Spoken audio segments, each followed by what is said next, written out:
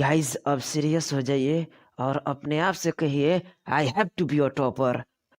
चलिए अब रिवाइज कीजिए 8.5.3.1 एंडोप्लाज्मिक रेटिकुलम यानी ईआर का हाईलाइट।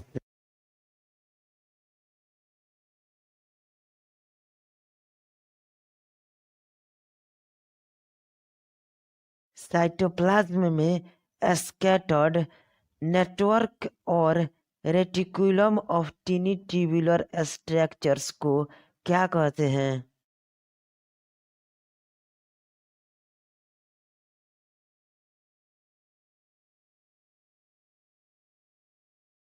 जी बिल्कुल। Electron microscopic study of eukaryotic cells reveal किया कि डिवर्जेंस ऑफ ए नेटवर्क या फिर reticulum of tiny tubular structures जो कि स्कैटर्ड होते हैं इन दी साइटोप्लाज्म को एंडोप्लाज्मिक रेटिकुलम यानी कि ईआर कहते हैं। बताइए कौन डिवाइड्स कर देता है इंट्रासेलुलर स्पेसेस को into two distinct compartments that is luminal यानी कि इनसाइड एंडोप्लाज्मिक रेटिकुलम और एक्स्ट्रा लुमिनल यानी कि साइटोप्लाज्म कंपार्टमेंट्स।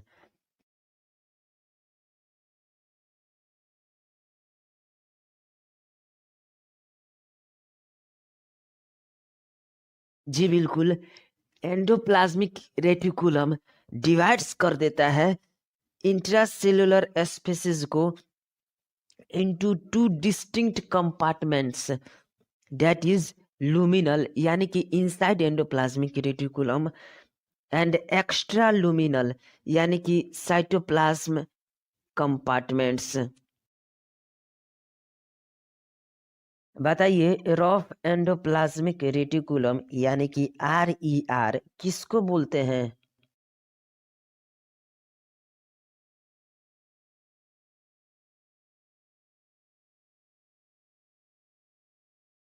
जी बिल्कुल। The endoplasmic reticulum often shows करता है राइबोसोम्स को attached to their outer surface. The endoplasmic reticulum bearing ribosomes on their surface is called rough endoplasmic reticulum यानी कि RER। बताइए स्मूथ एंडोप्लाज्मिक रेटिकुलम यानी कि SER किसको बोलते हैं?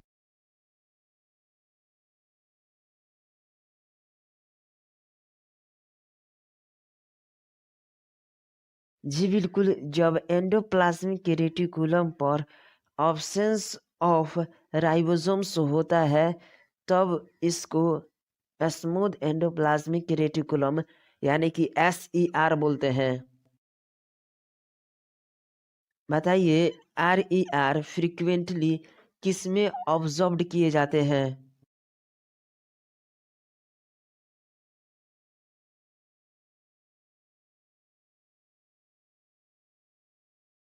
जी बिल्कुल। RER फ्रिक्वेंटली ऑब्जर्व्ड किए जाते हैं इन दी सेल्स जो कि एक्टिवली इन्वॉल्व्ड होते हैं in protein synthesis and secretion. They are extensive and continuous with the outer membrane of the nucleus। जी हाँ, इस बात का जरूर ध्यान दें कि rough endoplasmic reticulum are extensive and continuous with the outer membrane of the nucleus। बताइए स्मूथ एंडोप्लाज्मिक रेटिकुलम किसकी सिंथेसिस का मेजर साइट है?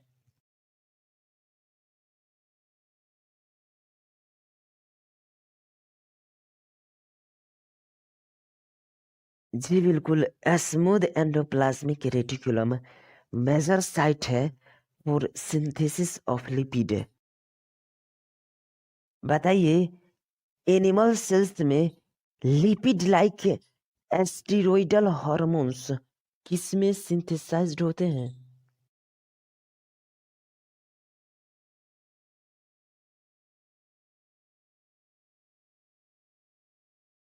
जी बिल्कुल।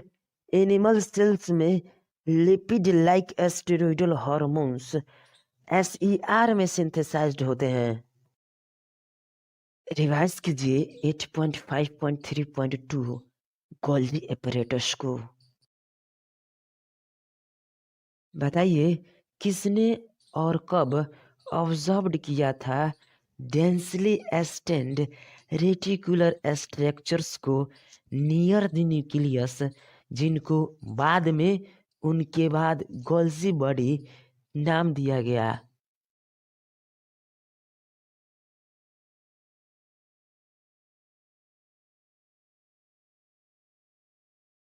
जी बिल्कुल। कैमिलो गोल्जी 1898 में पहली बार ऑब्जर्व्ड किए थे densely stained reticular structures near the nucleus. These were later named Golgi bodies after him. बताइए गोल्जी एपरेटस किससे कंसिस्ट होता है?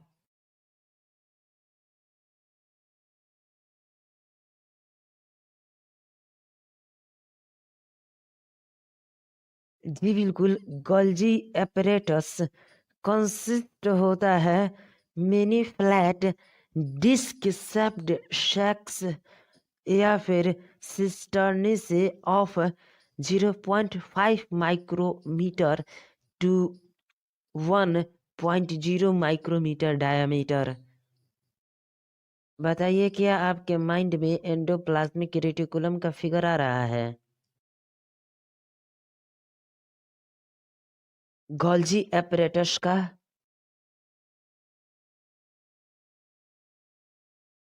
चलिए नेक्स्ट, गोल्जी एपरेटस में पाए जाने वाला mini flat disc shaped sacs और सिस्टर्नी कितने डायमीटर के होते हैं?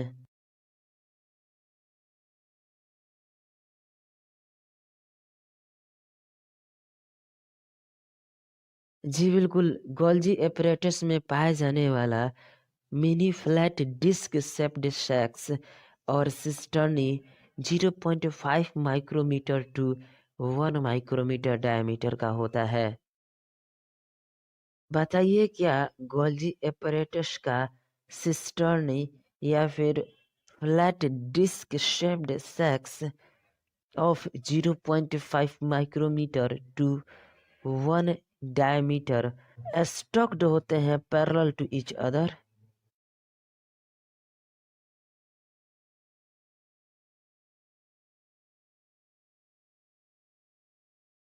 जी बिल्कुल।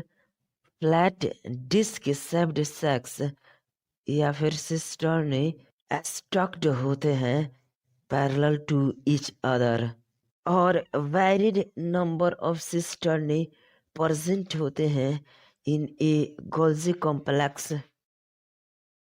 बताइए गोल्जी एपरेटस का गोल्जी सिस्टर्नी कहाँ और किस तरह अरेंज्ड होते हैं?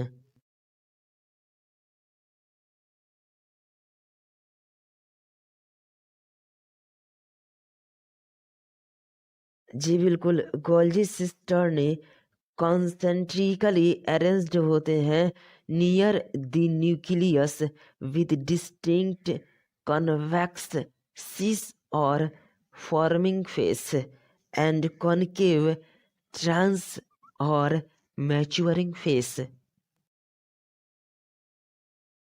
कॉन्वेक्स सिस सिस्टर्नी को और क्या कहते हैं?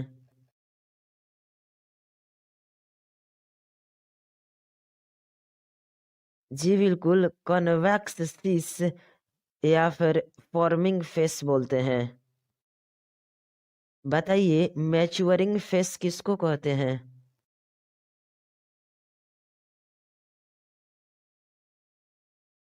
जी बिल्कुल। कॉनकेव ट्रांस को मैच्योरिंग फेस कहते हैं।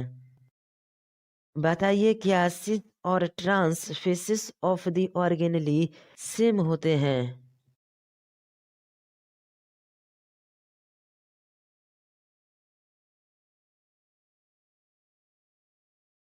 जी नहीं। This cis and the transfaces of the organelle are entirely different but interconnected.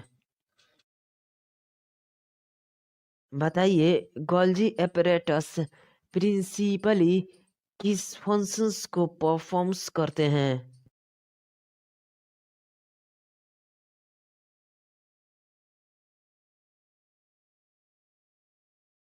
जी बिल्कुल, गोल्जी apparatus प्रिंसिपली परफॉर्म्स करते हैं the functions of packaging material to be delivered either to the intracellular targets or secreted outside the cell.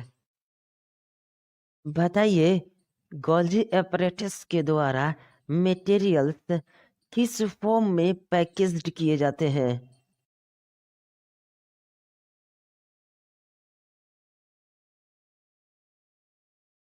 जी बिल्कुल, Golgi apparatus द्वारा material to be packaged in the form of vesicles.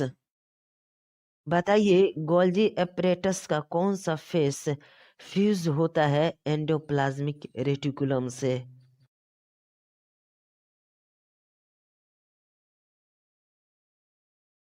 जी बिल्कुल, endoplasmic reticulum से cis face of Golgi apparatus fuse होता है।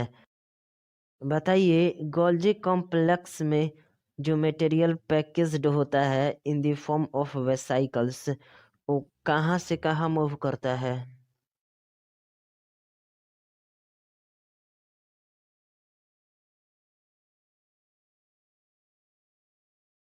जी बिल्कुल, material जो कि पैकेज्ड होता है in the form of vesicles from the ER fuse with the cis face of the Golgi apparatus और मूव करता है टुवर्ड्स द मैच्योरिंग फेस। और यह एक्सप्लेन करता है कि क्यों गोल्जी apparatus रिमेन्स करता है in close association with endoplasmic reticulum. Endoplasmic reticulum पर राइबोसोम्स के द्वारा सिंथेसाइज्ड नंबर्स ऑफ प्रोटीन्स कहाँ मॉडिफाइड होते हैं गोल्जी apparatus में before they are released from its transface?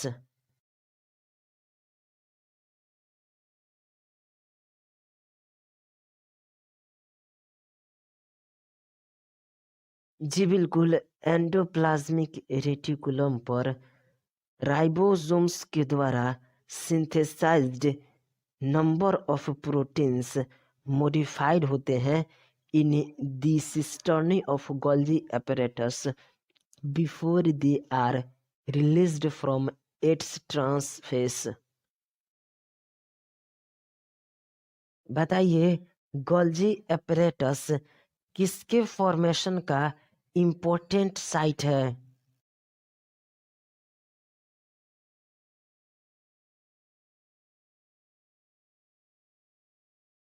जी बिल्कुल, गोल्जी apparatus ग्लाइकोलिपिड्स और ग्लाइकोप्रोटीन्स के फॉर्मेशन का इम्पोर्टेंट साइट है। चलिए अब अपने माइंड में एंडोप्लाज्मिक रेटिकुलम का फिगर ओपन कीजिए।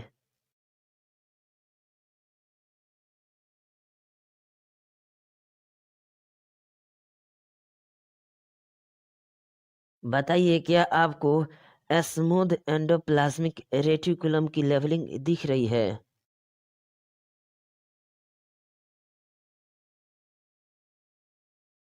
राइबोसोम्स की?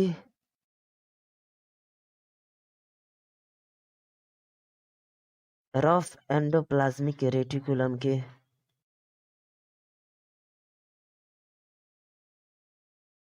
न्यूक्लियर पोर की?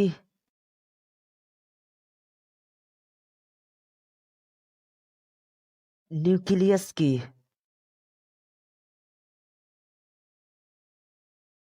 चलिए अब अपने माइंड में गोल्जी apparatus का फिगर ओपन कीजिए।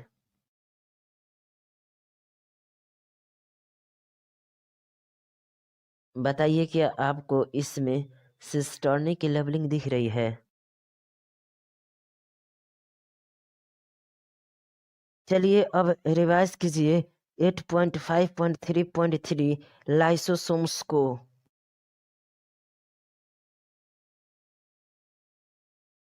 बताइए लाइसोसोम्स कहाँ और कैसे फॉर्म्ड होते हैं।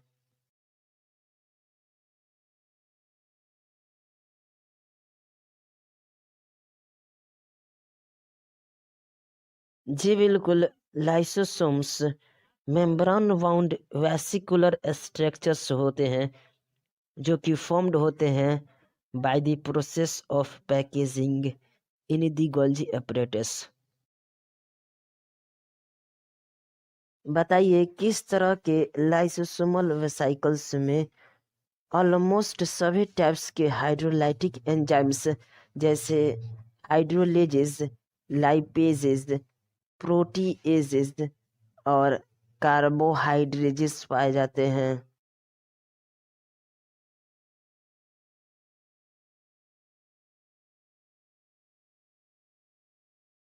जी बिल्कुल, isolated lysosomal vesicles have been found to be very rich in almost all types of hydrolytic enzymes जैसे कि hydrolases, lipases, proteases, carbohydrases optimally active at acidic pH.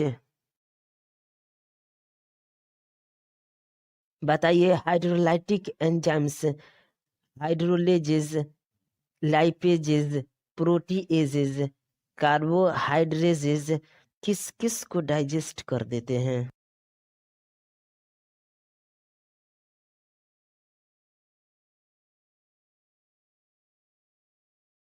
जी बिल्कुल, हाइड्रोलेजेस, लाइपेजेस, प्रोटीएजेस, कार्बोहाइड्रेजेस जो कि ऑप्टिमली एक्टिव होते हैं eight acidic pH. ये enzymes capable हैं of digesting carbohydrates, proteins, lipids and nucleic acids. Revise कीजिए 8.5.3.4 वैक्यूल्स को। बताइए वैक्यूल्स क्या होता है और यह किसको कंटेंस करता है।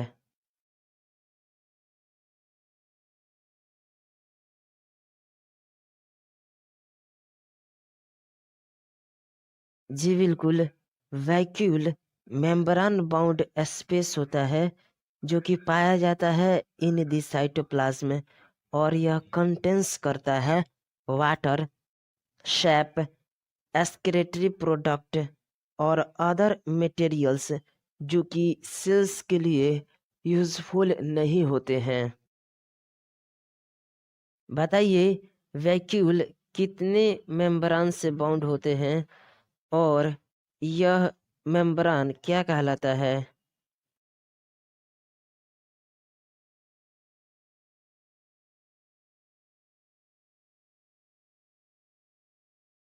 जी बिल्कुल, वैक्यूल बाउंड होते हैं बाय अ सिंगल मेम्ब्रेन जिनको टोनोप्लास्ट कहा जाता है। बताइए प्लांट सेल्स में प्लांट सेल वॉल्यूम का कितना परसेंट वैक्यूल ऑक्युपाई करता है।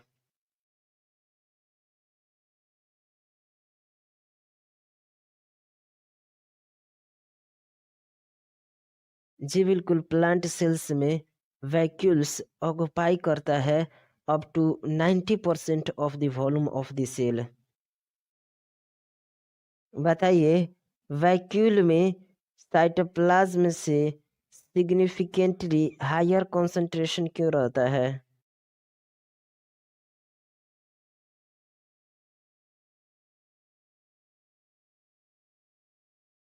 जी बिल्कुल, प्लांट्स में टोनोप्लास्ट फैसिलिटेट्स करता है the transport of a number of ions and other materials against concentration gradient into the vacuole.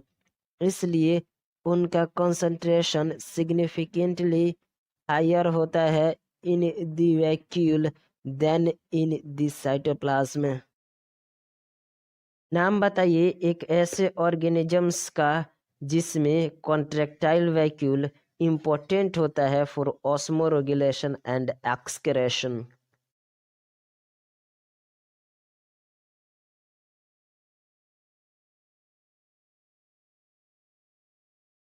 जी बिल्कुल, अमीबा में कॉन्ट्रैक्टाइल वैक्यूल इम्पोर्टेंट होता है फॉर ऑस्मोरेगुलेशन एंड एक्सक्रेशन। नाम बताइए ऐसे सेल्स का जिनमें फूड वैक्यूल फॉर्म्ड होते हैं by engulfing the food particles.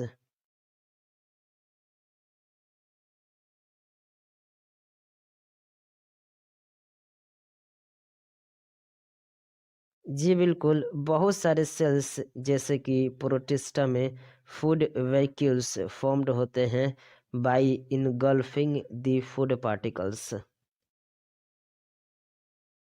Revise कीजिए 8.5.4 माइटोकॉन्ड्रिया को। माइटोकॉन्ड्रिया का सिंगुलर बताइए।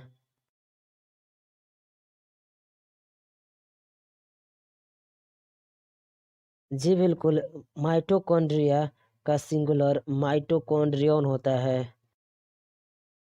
बताइए क्या अंडर माइक्रोस्कोप माइटोकॉन्ड्रिया या फिर माइटोकॉन्ड्रियन इजीली विजिबल होते हैं?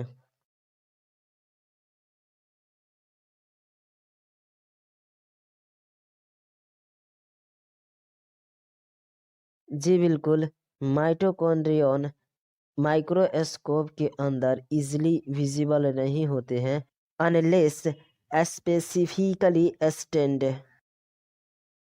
बताइए द नंबर ऑफ माइटोकॉन्ड्रिया पर सेल का वेरिएशन किस पर डिपेंड करता है?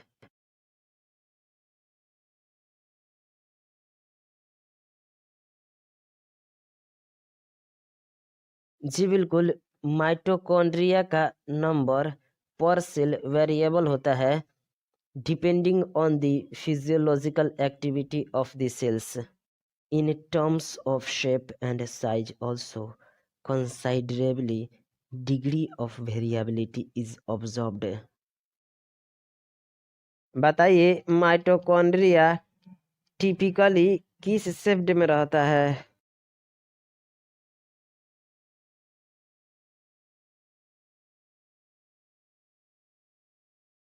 जी बिल्कुल, माइटोकॉन्ड्रिया टिपिकली सॉसेज शेप्ड या फिर सिलेंड्रिकल शेप्ड का होता है having diameter of 0.2 to 1.0 micrometer, average 0.5 micrometer, and length 1.0 to 4.1 micrometer।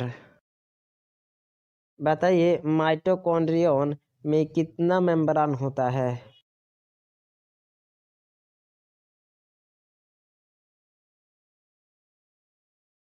जी बिल्कुल, each mitochondrion double membrane bound structure होता है with outer membrane and the inner membrane.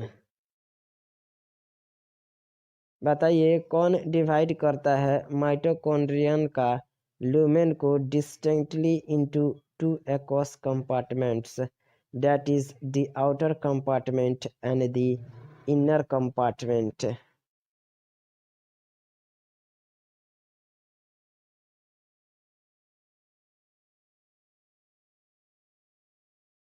जी बिल्कुल, each mitochondrion double membrane bound structure होता है with the outer membrane and the inner membrane dividing it's lumen distinctly into two aqueous compartments that is the outer compartment and the inner compartment।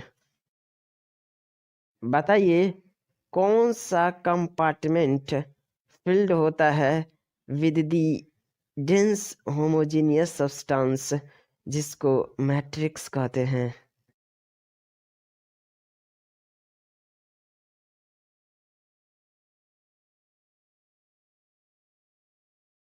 जी बिल्कुल, inner compartment field होता है with A dense homogeneous substance जिसको matrix कहते हैं। बताइए matrix mitochondria के किस compartment में पाया जाता है?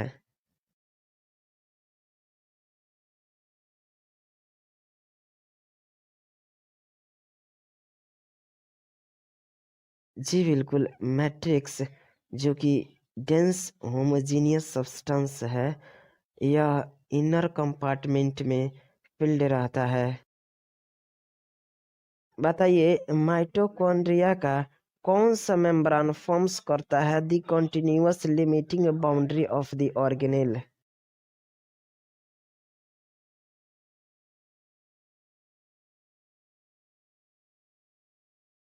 जी बिल्कुल, माइटोकॉन्ड्रियन का आउटर मेम्ब्रेन फॉर्म्स करता है continuous limiting boundary of the organelle को। बताइए क्रिस्टी किसको कहा जाता है और इसका सिंगुलर क्या होता है, और साथ ही क्रिस्टी क्या करता है?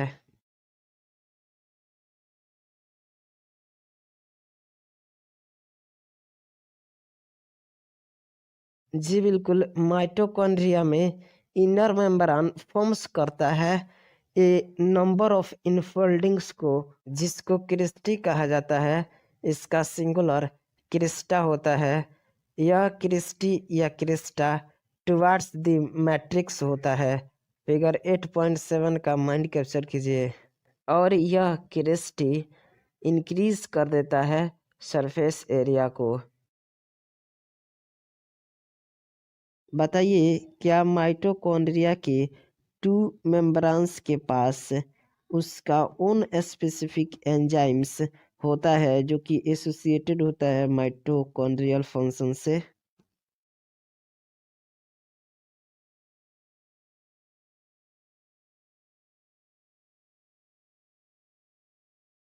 जी बिल्कुल, the mitochondrial two membranes have their own specific enzymes associated with the mitochondrial function। बताइए एरोबिक रेस्पिरेशन का साइट कौन होता है?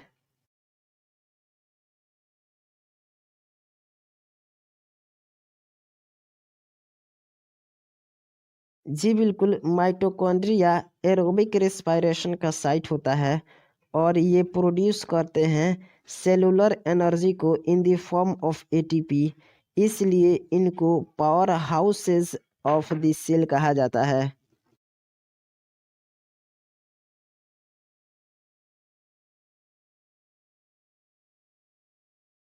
बताइए माइटोकॉन्ड्रिया का single circular DNA molecule, few RNA molecules, ribosomes जो कि 70s के होते हैं, और वह कंपोनेंट्स जो कि रिक्वायर्ड होते हैं फॉर सिंथेसिस ऑफ प्रोटीन, यह कहाँ रहते हैं?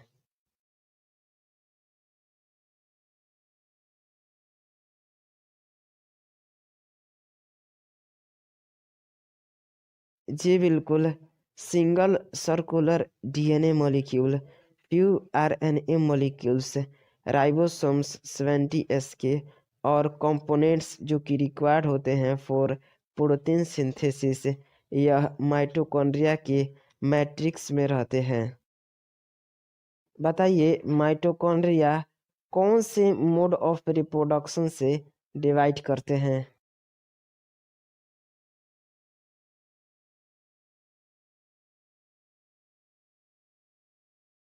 जी बिल्कुल, माइटोकॉन्ड्रिया डिवाइड करते हैं बाय फिजन। चलिए अपने माइंड में structure of mitochondrion that is longitudinal section का पिक्चर ओपन कीजिए।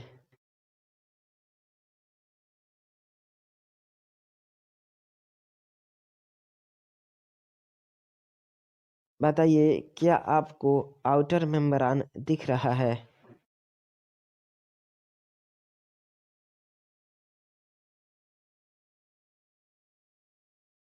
Inner membrane,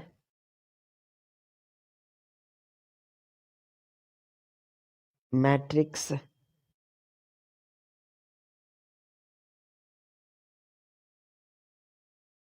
inner membrane space, Crysta. अब गाइस वीडियो को लाइक शेयर और सब्सक्राइब करें और प्लीज़ हमें सपोर्ट करें। ऊपर स्क्रीन के ऊपर पेटीएम नंबर दिया गया है। गाइस आप 1 रुपये से भी सपोर्ट कर सकते हैं, लेकिन प्लीज़ सपोर्ट ज़रूर करें। Thank you so much guys, मिलते हैं नेक्स्ट वीडियो में।